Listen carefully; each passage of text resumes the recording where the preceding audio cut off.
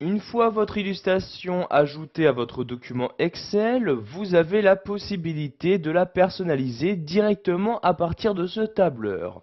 Pour cela, vous devez tout d'abord la sélectionner en cliquant dessus. Donc, vous devez sûrement vous en rendre compte, dès que vous l'avez sélectionné, vous avez maintenant en haut dans le ruban Office un nouvel onglet qui apparaît, l'onglet Format. Vous cliquez donc dessus pour accéder aux différentes fonctionnalités de cet onglet. Donc nous allons par exemple voir que celui-ci vous permet de corriger cette photographie. Donc vous cliquez ici sur correction. Par l'intermédiaire donc de ce menu, vous allez pouvoir gérer la netteté de l'image, mais également modifier la luminosité ou le contraste de celle-ci.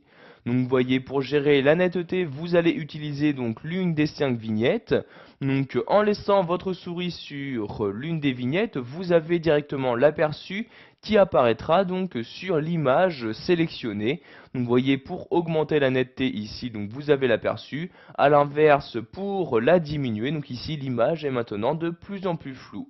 Donc de même pour gérer la luminosité et le contraste de cette image. Donc plus vous déplacez ici votre curseur sur la droite, plus la luminosité sera élevée.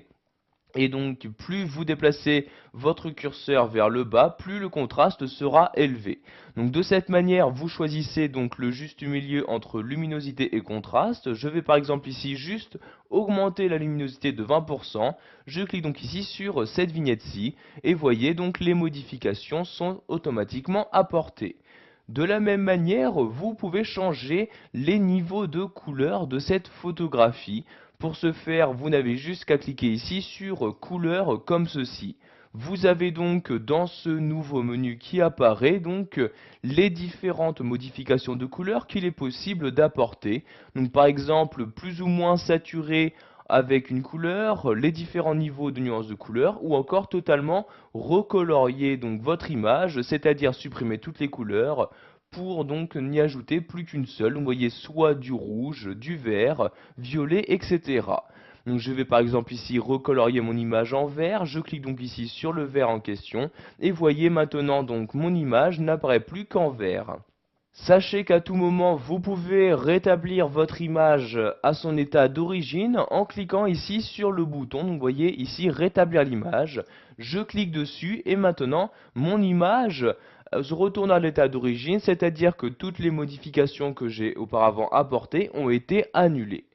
Donc vous voyez ici, c'est le cas. Je vais maintenant ajouter un effet artistique à mon image en cliquant ici sur effet artistique, pardon. Donc vous avez ici les différents effets artistiques disponibles. Donc par exemple ici un effet de marque, un effet coup de pinceau. Donc vous voyez, vous laissez votre souris dessus et vous avez donc toujours un aperçu qui apparaîtra sur votre image. Donc je vais par exemple ici utiliser l'effet artistique de transparence. Je clique donc sur la vignette correspondante et voyez toujours les modifications s'apporter sur mon image. Donc toujours pour annuler les modifications et rétablir mon image, je clique ici sur ce bouton là comme ceci. Nous allons maintenant nous intéresser au style d'image. En effet, Excel vous permet d'ajouter un style à votre image pour y modifier le contour de celle-ci, y ajouter différents effets, etc. Donc pour accéder à tous les styles d'image proposés par ce tableur, je clique ici sur ce bouton-là. Apparaît donc dans ce menu ces différents styles. Donc toujours en laissant votre souris dessus, vous aurez un aperçu donc directement sur l'image en question. Je vais par exemple ici utiliser ce style-ci, je clique donc dessus une fois et voyez donc le style est appliqué à mon image. Si vous souhaitez maintenant personnaliser ce style, par exemple modifier la couleur de bordure de l'image, je clique ici sur bord de l'image et je choisis donc ici dans ce menu la couleur que je souhaite maintenant utiliser pour le contour de mon image. Donc ici je vais par exemple prendre le rouge pour que nous puissions mieux voir les changements. Je clique donc ici sur le rouge et voyez maintenant tout autour de l'image il y a bien une bordure rouge qui y apparaît. Pour finir, nous allons voir qu'il est possible de rogner votre image.